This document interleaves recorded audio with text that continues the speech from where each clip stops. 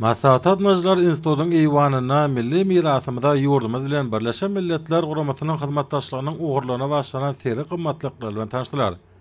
Bu ýerde aýdym faly çykyşlary da giň orun berli. Institutun eýwanyna ýaýwanlandyrylan seri Maslahat Najlarda uly täsir galardy.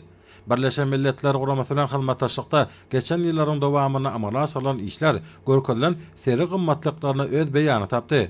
Soňra ýygnananlar Hormat Prezidenti bilen Birleşen Milletler Guramasynyň döredilmeginiň şany 80 ýyllyk münasibetli geçirýän Maslahat Najlary iýilen gutlugyny ulusuna diňlediler.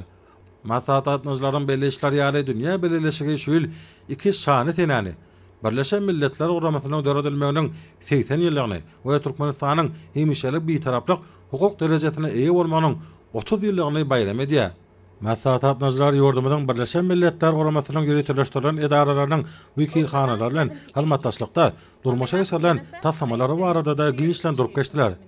Bilelikdäki tassamalary amala asyrmagy öýdary gadaklanma Türkmenistan bilen Birleşen Milletler Guramasynyň arasyndaky udak möhletlerin hyzmatdaşlygyň mundan meýlekde öz üçin behbidine kefitlenen ähli maksatlary we wezipelary üstünlikle çözmek üçin täsirli iteri bolup durýar. Şeýle hyzmatdaşlygyň ötüşine Birleşen Milletler Guramasynyň Türkmenistanaky wekilhanasy uly goşan goşýar. Ora maslahatyň çäklerini Türkmenistanyň hökümeti bilen Birleşen Milletler Guramasynyň arasynda 2026-2030 ýyllar üçin hyzmatdaşlygyň çarşywaly maksatnamasyna gol çekildi.